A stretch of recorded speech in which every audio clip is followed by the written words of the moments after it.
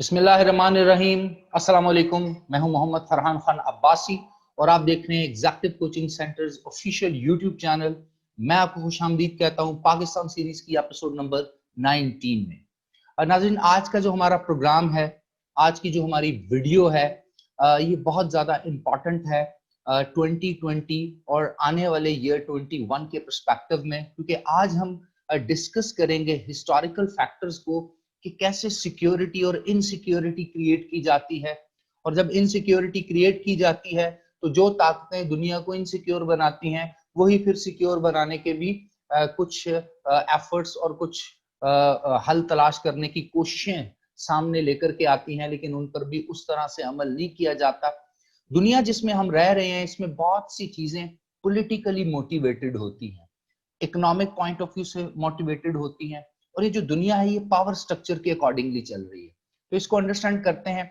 आज का जो हमारा टॉपिक है वो nuclear non proliferation regime, NPR, non proliferation treaty यानी nuclear non proliferation treaty NPT, IAEA international atomic energy agency, उसके साथ साथ partial test ban treaty PTBT और comprehensive test ban treaty CTBT से रिलेटेड है। और हम आपको इसके जो बैकग्राउंड में पॉलिटिक्स होती है उसके ऊपर भी डिटेल में बताएंगे और एक ऐसा तज्जिया आपके सामने रखेंगे जिसको सुनने के बाद, समझने के बाद दुनिया का जो पूरे का पूरा कैनवस है, ये ग्लोबल स्ट्रक्चर जो है, ये जो स्टेज है, ये आपके सामने खुलकर आए और आपको मालूम पड़े कि कौन कौन से किरदार, कौन कौन सी एक्टिविटीज परफॉर्म करते हैं और इनके पीछे कौन सी पॉलिटिक्स कार फरमा है और किस तरह दुनिया को पावर स्ट्रक्चर के अकॉर्डिंगली एग्जीक्यूट भी किया जाता है, कंट्रोल भी किया जाता है और कंट्रोल करने की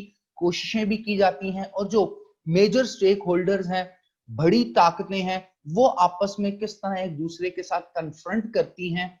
अपरेंटली लड़ती तो नहीं है, लेकिन बहुत से ऐसे महाज है जहां पर एक दूसरे को कन्फ्रंट करने की कोशिश करती हैं और तारीखी तौर पर करती चली आई हैं। हमने अपनी आज की इस वीडियो के लिए कुछ सवाल भी बनाए हैं जो अक्सर लोगों के जहन में आते हैं। Number 1, what is proliferation and what is non proliferation? ये दोनों क्या टर्मिनोलॉजीज हैं, अंग्रेजी के कौन से अल्फाज हैं और इनका मतलब क्या बनता है। दूसरी इंपॉर्टेंट चीज, why non proliferation regime developed and who developed it? दुनिया में नॉन प्रोलिफरेशन रिजीम क्यों बनाई गई, किसने बनाई, इसके पीछे उनके अजाइम क्या थे और उनके ऑब्जेक्टिव्स क्या थे। US acquired nuclear bomb technology, what was the reason behind it? क्यों यूएस ने इंडस्ट्रियल रेवोल्यूशन, वैसे ही लिबरल इकोनॉमी और बहुत से तरीके से ये वेस्टर्न यूरोप को तो ऑक्युपाई कर रहा था, तो फिर इसने न्यूक्लियर वेपन टेक्नोलॉजी क्यों बनाई और वर्ल्ड वॉर 2 में इसको इस्तेमाल क्यों किया? और तीसरी इंपॉर्टेंट चीज कि जो न्यूक्लियर नॉन प्रोलिफरेशन रिजीम है ये आज दिन तक कामयाब क्यों नहीं हो सकी। सबसे पहले तो मैं आपको बताता हूं कि न्यूक्लियर फर्स्ट एज क्या है। नाज़रीन, 1938 से लेकर 1963 तक का जो टाइम पीरियड है इसको न्यूक्लियर फर्स्ट एज भी कहते हैं। ये वो अरसा है जिसके दौरान दुनिया की मेजर जो स्टेक होल्डर कंट्रीज हैं, जो दुनिया को कंट्रोल करती हैं, जो आज के दौर में मेजर P5 कंट्रीज भी आप जिनको कह सकते हैं सिक्योरिटी काउंसिल के, ये वो अरसा है जिसमें इन्होंने न्यूक्लियर वेपन एक्वायर किए। और जो न्यूक्लियर वेपन इन्होंने एक्वायर किए ये एक दूसरे के डर में, इनसिक्योरिटी पैराडॉक्स की वजह से, सिक्योरिटी पैराडॉक्स की वजह से हासिल किए। होता यूं है कि 1942 में यूनाइटेड स्टेट ऑफ अमेरिका एक सीक्रेट प्रोजेक्ट स्टार्ट करता है जिसका नाम है मैनहट्टन प्रोजेक्ट। मैनहट्टन प्रोजेक्ट में ये किया जाता है कि यूनाइटेड स्टेट ऑफ अमेरिका को इस चीज का डर होता है कि जर्मनी और जर्मनी के एलाइज किसी भी सूरत कोई ऐसी न्यूक्लियर वेपन टेक्नोलॉजी हासिल न कर लें जिससे वर्ल्ड वॉर 2 में अमेरिका और इसके हलीफों को नुकसान हो, या ये जो वर्ल्ड ऑर्डर अमेरिकन बनाना चाहते हैं वो ना बन सके और सेंटर ऑफ पावर जो है वो यूरोप और जर्मनी के पास ही रहे। दूसरी इंपॉर्टेंट चीज, अमेरिकन ये चाहते थे कि इस वॉर को कंक्लूड करने से पहले वो दुनिया के सामने as a sole superpower के सामने आए और ऐसा ही हुआ। अगस्त 6/1945 को हिरोशिमा पे और अगस्त 9/1945 को नागासाकी पे, ये दोनों इंडस्ट्रियल स्टेट्स हैं, इंडस्ट्रियल हब्स हैं जापान की, जिन पर एटॉमिक बॉम्ब मारा गया। लाखों के करीब लोग मर गए रेडियो एक्टिव वेव्स की वजह से। कई साल, कई दहाइयों तक वहां पर नबातात, हशरात, इंसान अपाहिज पैदा होते रहे, और इसकी बहुत जो लेटर ऑन कॉन्सिक्वेंसेस हैं वो बहुत सख्त किस्म के देखने पड़े, क्योंकि एक नई न्यूक्लियर वेपन रेस स्टार्ट हो गई। अमेरिकन ने जब ये काम कर दिया 1945 में, यूएनओ बन गई, कुछ नई लेजिस्लेशन हो गई, लीग ऑफ नेशन की जगह यूएनओ आ गई, इसके मेंबर कंट्रीज हो गए। अब अपेरेंटली लग ये रहा था कि दुनिया में दो बड़ी स्टेट्स ही रह गई हैं जो आपस में कॉन्फ्लिक्ट कर सकती हैं। आपके ईस्ट में, दुनिया में, एशिया में आपको नजर आता है सोवियत एम्पायर, जिसको सोवियत यूनियन, आरएसएसआर, यूएसएसआर भी कहा जाता है, जो आज का रशिया है। 1990 के बाद अब ये टूट के रशिया बन चुका है, उस वक्त ये सोवियत यूनियन यानी यूएसएसआर था। और दूसरी तरफ जो वेस्टर्न ब्लॉक था, दुनिया के जो वेस्टर्न कंट्रीज हैं, उसमें डोमिनेट कर रहा था United state of America. American ने जब ये मूव किया और दुनिया को डरा दिया, तो अमेरिका को दूसरा बड़ा खुद डर ये था कि किसी तरह यही न्यूक्लियर टेक्नोलॉजी, यही एटॉमिक बॉम्ब की टेक्नोलॉजी कोई और मुल्क हासिल ना कर ले, जिसकी वजह से अमेरिकन जो मोनोपोली है पूरी दुनिया में वेपन्स के ऊपर, उसको कोई चैलेंज ना कर दे और बैलेंस ना कर ले। इसलिए अमेरिकन ने क्या किया, अमेरिकन के एक यूएस एटॉमिक साइंटिस्ट जिनका नाम बर्नार्ड बैरच है, उन्होंने एक प्लान दिया। ये प्लान सरफेस किया गया 1946 में पहली दफा बैरुच प्लान के नाम से, लेकिन इसको सोवियत यूनियन ने रिजेक्ट कर दिया। बेसिकली ये अमेरिकन बिल्ट प्लान था, जिसमें अमेरिका ने ये बात सरफेस की थी यूएन सिक्योरिटी काउंसिल और यूनाइटेड नेशन ऑर्गेनाइजेशन की जनरल असेंबली के सामने, कि बैरेट प्लान के अकॉर्डिंगली पूरी दुनिया में जहां कहीं पर भी न्यूक्लियर वेपन एनरिचमेंट प्रोजेक्ट्स चल रहे हैं, फैसिलिटीज और इंस्टॉलेशंस है, उन सबको इंटरनेशनल कंट्रोल में दे दिया जाए और यूनाइटेड नेशंस एक एजेंसी बना दे, जिस एजेंसी के अंडर ये इनको रखा जाए और देखा जाए कि क्या ये मिलिट्री पर्पस के लिए तो इस्तेमाल नहीं हो रहे। तो आपको पता है कि सोवियत यूनियन तब तक न्यूक्लियर टेक्नोलॉजी नहीं बना था, तो सोवियत यूनियन ने इसको रिजेक्ट कर दिया। 1949 में सोवियत यूनियन ने एक्सप्लोजन किए और सोवियत यूनियन भी एक एटॉमिक बॉम्ब कंट्री यानी न्यूक्लियर वेपन होल्ड करने वाली एक मेजर रियासत बन गया। अब दुनिया में दो ही बड़े ममालिक और बड़े ब्लॉक हैं, जिसमें ईस्टर्न ब्लॉक में आपको नजर आता है यूएसएसआर यानी सोवियत यूनियन, और वेस्टर्न ब्लॉक में आपको नजर आता है यूनाइटेड स्टेट ऑफ अमेरिका। अब पहले एक मुल्क चाहता था कि न्यूक्लियर प्रोलिफरेशन ना हो, यानी बढ़ावा ना मिले, बहुत ज्यादा न्यूक्लियर वेपन सबके पास ना चले जाएं, इसकी ग्रोथ ना हो जाए। अब दो ममालिक आपस में इकट्ठे होकर बैठते हैं और कहते हैं कि ठीक है, अब हमारे पास तो न्यूक्लियर वेपन टेक्नोलॉजी आ गई है, अब कोई और इसको एक्वायर ना करे। तो होता कुछ ऐसा है कि 1953 में यूएस प्रेसिडेंट आइजनहूवर एक प्रपोजल भेजते हैं एटम फॉर पीस ट्रीटी का। यूनाइटेड नेशन सिक्योरिटी काउंसिल में भी ये जाता है। एपरेंटली इनिशियली तो इसको साइन नहीं किया जाता, लेकिन लेटर ऑन 1957 में जो निकिता क्रुश्चेव सोवियत यूनियन के प्रेसिडेंट है, वो इसको साइन करते हैं, यूएस प्रेसिडेंट भी इसको साइन करते हैं, और एटम फॉर पीस ट्रीटी जो है, ये एक ट्रीटी जो है यूएन के थ्रू एक लीगलाइज्ड फॉरम बन जाता है, और यहां से पहली दफा न्यूक्लियर नॉन प्रोलिफरेशन रजीम का आगाज होता है। यानी अब एक ऐसी रजीम बन जाएगी, एक ऐसी ऑर्गेनाइज्ड स्ट्रक्चरल इदारा बन जाएगा जिसको दुनिया की दो बड़ी न्यूक्लियर पावर ने साइन कर दिया जिस ट्रीटी को, जो ये इकदाम करेंगे कि अब दुनिया में कहीं और न्यूक्लियर वेपन प्रोलिफरेशन ना हो, अगर कहीं हो रही है तो उसको रोका जाए। इसी एटम फॉर पीस ट्रीटी के साइन होते साथ ही इसी एटम फॉर पीस ट्रीटी के प्रपोजल के अकॉर्डिंगली एक इंटरनेशनल इदारा बना दिया जाता है। अब ये वही इदारा है जो ब्रूच प्लान के अकॉर्डिंगली बनाया जाना था 1953 में, 1946 में, जिसमें ये कहा गया था कि एक इंटरनेशनल यूनिट बन जाएगा, एक इंटरनेशनल ऑर्गेनाइजेशन बन जाएगी जो न्यूक्लियर प्रोलिफरेशन को कंट्रोल करेगी, और वो तमाम एरियाज, वो तमाम टेरिटरीज और स्टेट्स जहां पर न्यूक्लियर फिजल मटेरियल को इनरिच किया जा रहा है, कैपेबिलिटी न्यूक्लियर बॉम्ब बनाने तक लेके जाई जा रही है, टेक्नोलॉजी इस्तेमाल की जा रही है मिलिट्री पर्पस के लिए, उसको इंटरनेशनल कंट्रोल में दे दिया जाएगा। अब ये इकदाम एटम फॉर पीस ट्रीटी के फौरन बाद सोवियत यूनियन मान लेता है, और अब ये दोनों कहते हैं ठीक है, एटम फॉर पीस ट्रीटी के अकॉर्डिंगली हम एक ऐसा इदारा बनाएंगे। और 1957 में जब atom for peace treaty sign होती है तो इंटरनेशनल एटॉमिक एनर्जी एजेंसी बनाई जाती है, IAEA बनाया जाता है।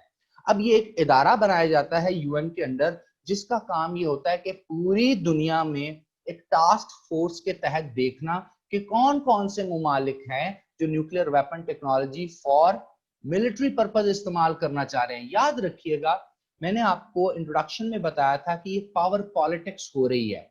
जब एक मुल्क पावरफुल हुआ, उसने न्यूक्लियर वेपन एक्वायर किए, तो उसने एक प्रपोजल दिया ब्रूस प्लान के तहत, जिसको एक दूसरे पावरफुल मुल्क ने रिजेक्ट कर दिया कि नहीं जी, अभी हमारे पास कैपेसिटी कैपेबिलिटी नहीं आई, हम आपकी बात क्यों माने। और जैसे उनके पास आई तो उन्होंने फिर एटम फॉर पीस ट्रीटी को साइन कर दिया और साथ ही IAEA बना दिया।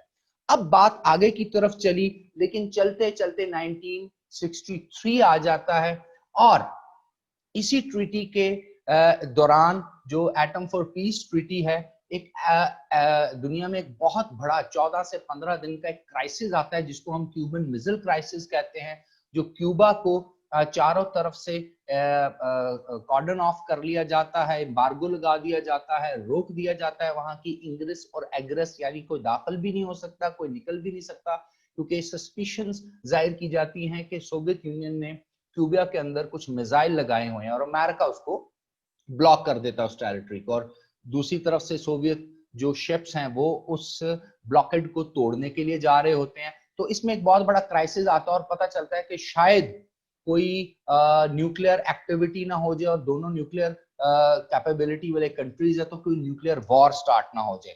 तो ये किया जाता है कि 1963 में फिर उन्होंने एक PTBT नाम की एक ट्रीटी दोबारा इनिशिएट करते हैं, और अब ये कहते हैं कि पार्शियल टेस्ट बैन ट्रीटी की जाए।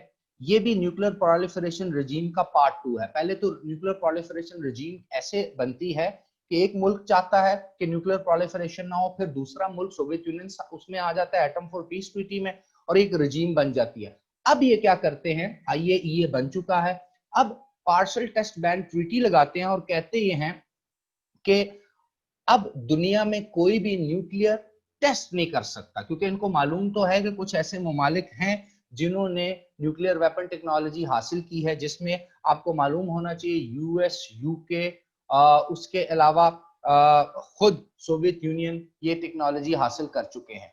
अब होता यह है कि फ्रांस और चाइना इससे इनकार कर देते हैं, क्योंकि उनके पास अभी न्यूक्लियर कैपेबिलिटी नहीं आई होती।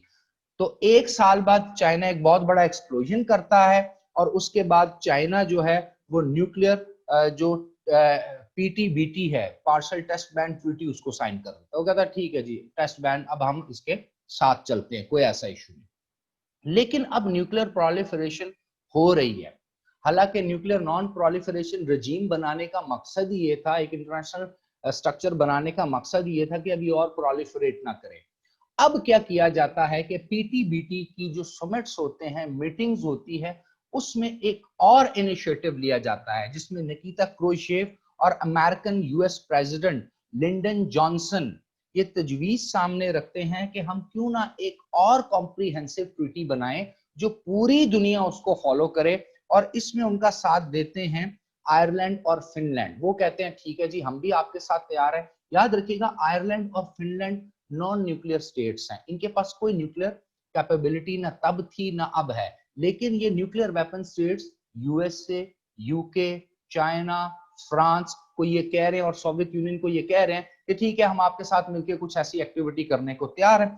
1967 में nuclear non proliferation treaty move की जाती है, फ्लोट की जाती है, और बहुत से कंट्रीज इसको अग्री कर देते हैं, इंक्लूडिंग the 5 न्यूक्लियर स्टेट्स। अब इस ट्रीटी में एक और गिमिक किया जाता है, एक और पैराडॉक्स है, एक और धोखा है। वो क्या है कि अब वो ममालिक जिन्होंने ब्रूच प्लान यानी सोवियत यूनियन ने नहीं माना, बाद में एटम फॉर पीस ट्रीटी होती है जिसको चाइना और बाकी ममालिक नहीं मानते, उसके बाद PTBT होता है जिसको चाइना नहीं मानता, अब इस एनपीटी को मानने को तैयार है, क्योंकि एनपीटी में कहा ही जाता है कि 1967 तक वो तमाम ममालिक जो न्यूक्लियर वेपन स्टेट बन चुके हैं, न्यूक्लियर कैपेसिटी हासिल कर चुके हैं, मिलिट्री पर्पस के लिए कैपेबिलिटी उनके पास है, उनके ऊपर इस ट्रीटी के कुछ इंपॉर्टेंट चीजें नहीं लागू होंगी। उनसे हटके बाकी तमाम कंट्रीज में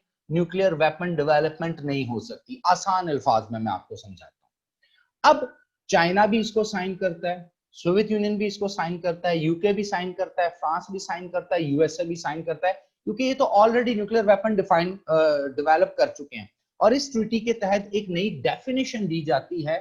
दो टाइप्स की स्टेट्स दुनिया में लाई जाती हैं।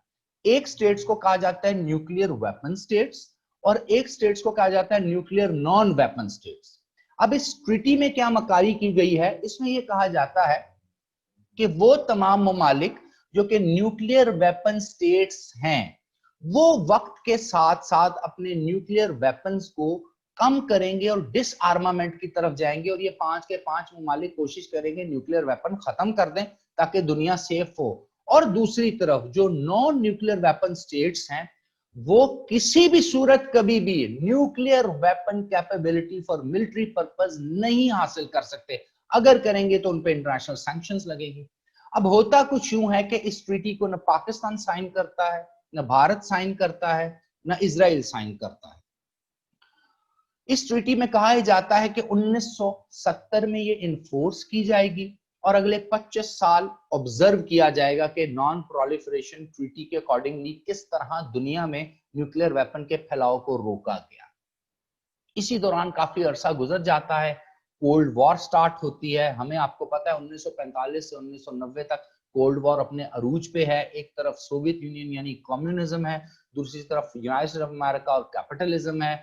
जो वेस्टर्न यूरोप है ये अमेरिकन और कैपिटलिस्टिक प्रो है, जो ईस्टर्न यूरोप है ये प्रो कम्युनिस्ट है। और ये इनकी आपस में छोटे मोटे जंगे और एक दूसरे को सपोर्ट और बाकी ममालिक को एड प्रोग्राम और बाकी इस तरह की फैसिलिटीज देना। कोई अपने आप को सोवियत कैंप में लेके आ रहा है, कोई अपने आप को कैपिटलिस्ट अमेरिकन कैंप में लेके आ रहा है, और दुनिया में इस तरह पॉलिटिक्स और जंगे चल रही है।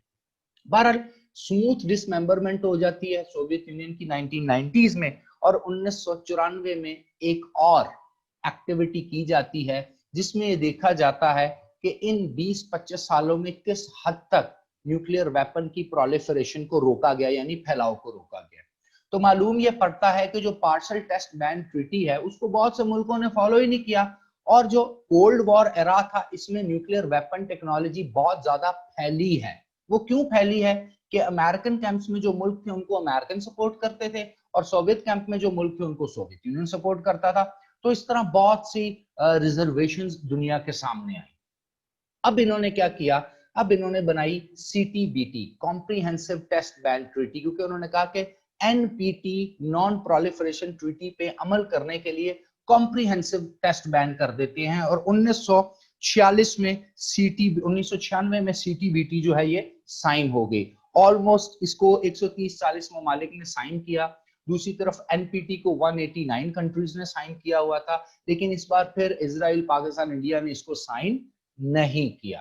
कॉम्प्रिहेंसिव टेस्ट बैन ट्रीटी में जो बेसिक टीनेट था वो ये था कि कोई भी मुल्क चाहे एयर हो, चाहे वाटर हो, चाहे लैंड हो, कहीं पर भी न्यूक्लियर वेपन टेस्ट नहीं कर सकता। जिस तरह कि हमने देखा कि एनपीटी जो 1968 में आई और इन्फोर्स हुई 1970s में, उसके 3 इंपॉर्टेंट ऑब्जेक्टिव क्या थे। नंबर 1 कि नॉन प्रोलिफरेशन, कोई और मुल्क अब इन 5 स्टेट्स के अलावा न्यूक्लियर वेपन हासिल नहीं कर सकता, उसको करने भी नहीं दिए जाएंगे।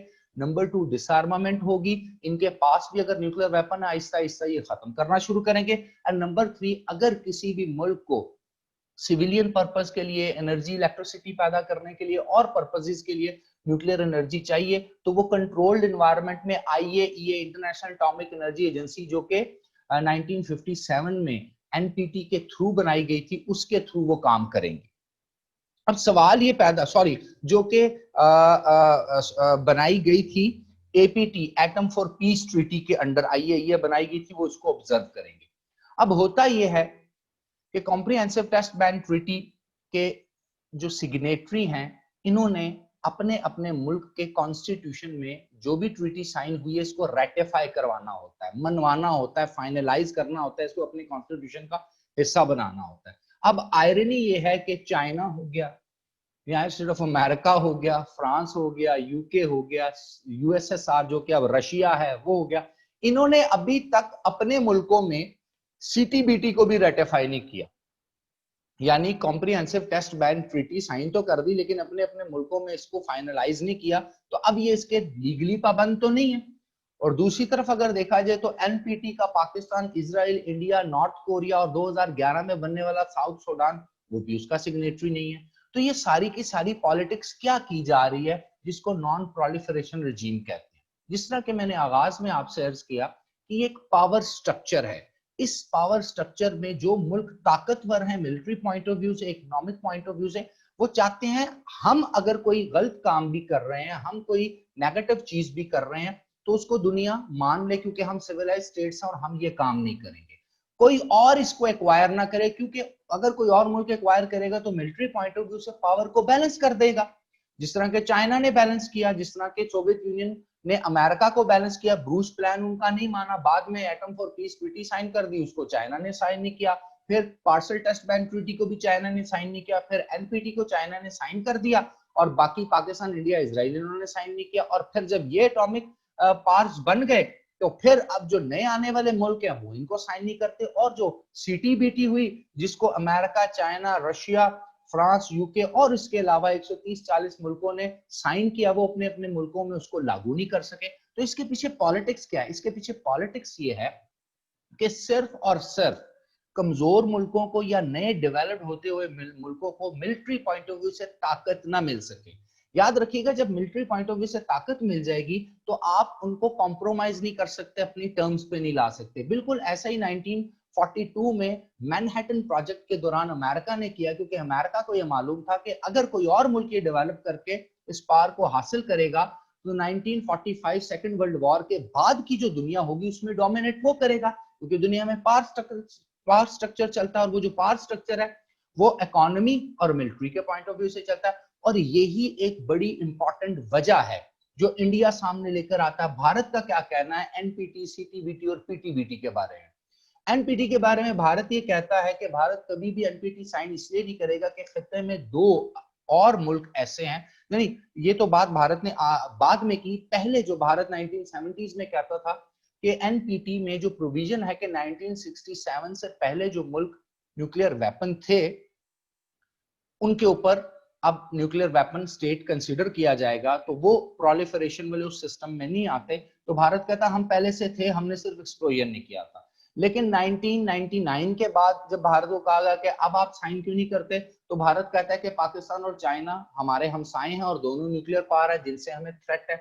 तीसरी बात भारत ये कहता है कि नो फर्स्ट स्ट्राइक पॉलिसी है हमारी, हम कभी भी न्यूक्लियर वेपन पहले इस्तेमाल नहीं करेंगे। जबकि उसके दूसरी तरफ अगर पाकिस्तान का स्टांस देखा जाए तो पाकिस्तान ये कहता है कि भारत पाकिस्तान का आर्क राइवल है, और 1974 में स्माइलिंग बुद्धा के नाम से पोखरान के मुकाम पर जब भारत ने ये टेस्ट किया था तो तब भारत को जो न्यूक्लियर फैसिलिटी मिली थी, ये बेसिकली प्लांट जो था साइरस के नाम से प्लांट था जिसमें कनाडा और यूएसए ने इनको सपोर्ट की थी और न्यूक्लियर फिजल मटेरियल दिया था जो कि न्यूक्लियर सिविल पर्पस के लिए था, एनर्जी क्रिएट करने के लिए था। भारत ने उसको मिस यूज किया और हमारे ऊपर भारत एक बहुत बड़ा थ्रेट है। उसके साथ साथ पाकिस्तान का एक और स्टांस भी है कि जो पाकिस्तान की न्यूक्लियर टेक्नोलॉजी और फैसिलिटी मिलिट्री पर्पस के लिए जो इस्तेमाल हो रही है या होगी या हम कभी इस्तेमाल कर सकते हैं, हम फर्स्ट स्ट्राइक कैपेबिलिटी रखते हैं, जिसके ऊपर इंडिया को बहुत ज्यादा सस्पिशन है, क्योंकि भारत ये कहता है कि हम नो फर्स्ट स्ट्राइक करेंगे, हम पहले किसी मुल्क पे हमला नहीं करेंगे। लेकिन पाकिस्तान ये कहता है कि हम फर्स्ट स्ट्राइक कैपेबिलिटी रखते हैं, अगर हमें अपनी जो सालमियत है, सॉवरेनिटी और सिक्योरिटी है कहीं सस्पिशियस नजर आई तो हम ये इकदाम करेंगे, क्योंकि भारत बहुत ज्यादा एग्रेसिव एजेंडाज रखता है। अब कंक्लूड अगर हम इस पूरे के पूरी चीजों को करें कि न्यूक्लियर नॉन प्रोलिफरेशन रजीम क्यों बनी, तो हमें साफ पता चलता है कि अमेरिकन नहीं चाहते थे कोई और मुल्क में न्यूक्लियर वेपन टेक्नोलॉजी एक्वायर करें मिलिट्री पर्पस के लिए। ये फेल क्यों हुई? उसकी वजह है कि जो मेजर पावर इसको हासिल करती चली जा रही थी वो तो नई नई ट्रीटीज पे साइन करती जा रही थी, लेकिन अपने दौर में जब उनको इससे रोका गया तो वो इससे नहीं रुके। और तीसरी इंपॉर्टेंट चीज कि दुनिया इस तरह से स्ट्रक्चर्ड वे में डिफाइन हो चुकी है हमारे सामने आज की इंटरनेशनल पॉलिटिक्स में कि कोई भी मुल्क दूसरे मुल्क के आगे सरेंडर करने को इस पॉइंट पर तैयार नहीं कि किसी भी वक्त उसकी सॉवरेनिटी और उसकी जो इंडिजीनियस सिक्योरिटी है उसको न्यूक्लियर वेपन से डैमेज किया जा सकता है। और यही वजह है कि ओबामा की जो लास्ट गवर्नमेंट थी, इवन के डोनाल्ड ट्रंप से तो एक्सपेक्ट भी नहीं किया जा सकता था सीटीबीटी पे साइन नहीं हुए, बल्कि बहुत ज्यादा जो मल्टी डाइवर्स किस्म के एक्टिविटीज अभी हमें नजर आती है। मिसाइल टेक्नोलॉजी नजर आती है, एयर टू एयर डिफेंस नजर आता है, डिफेंस शील्ड नजर आती है, सैटेलाइट के थ्रू न्यूक्लियर वेपन इंस्टॉलेशन के हमें प्रोजेक्ट्स नजर आते हैं। आजकल चाइना का जो एनर्जी वेपन है जो 2007 में अमेरिका ने हीट वेपन के तौर पे यूज किया, चाइना ने इंडिया के अगेंस्ट माइक्रोवेव और इलेक्ट्रोमैग्नेटिक वेव का इस्तेमाल किया, तो दुनिया बहुत ज्यादा आगे की तरफ जा रही है और बहुत ज्यादा इनसिक्योर हो रही है। याद रखिएगा पाकिस्तान के ऊपर जो सैंक्शंस लगी चाहे वो किसी भी फॉर्म की हो, पाकिस्तान को जो टेररिज्म का विक्टिम बनाया गया, वॉर ऑन टेरर में घसीटा गया, स्ट्रीट क्राइम पाकिस्तान के अंदर, टेररिज्म, पॉलिटिकल इंस्टेबिलिटी, ये जो सब कुछ भी इस वक्त चल रहा है, यमन के इकोनॉमिक मेल्टडाउन आपको जो नजर आ रहा है, इसके पीछे सिर्फ एक ही इशू है कि जो बड़ी ताकतें हैं वो पाकिस्तान को मजबूर करती हैं कि आप डिसआर्मामेंट की तरफ आए, न्यूक्लियर वेपन कैपेसिटी को खत्म कर दें, जो कि पाकिस्तान किसी सूरत मानने को तैयार नहीं। आज की वीडियो के लिए इतना ही। उम्मीद है आपके लिए काफी फ्रूटफुल इंफॉर्मेशन रही होगी। Wish you best of luck. Pakistan जिंदाबाद। अल्लाह हाफिज।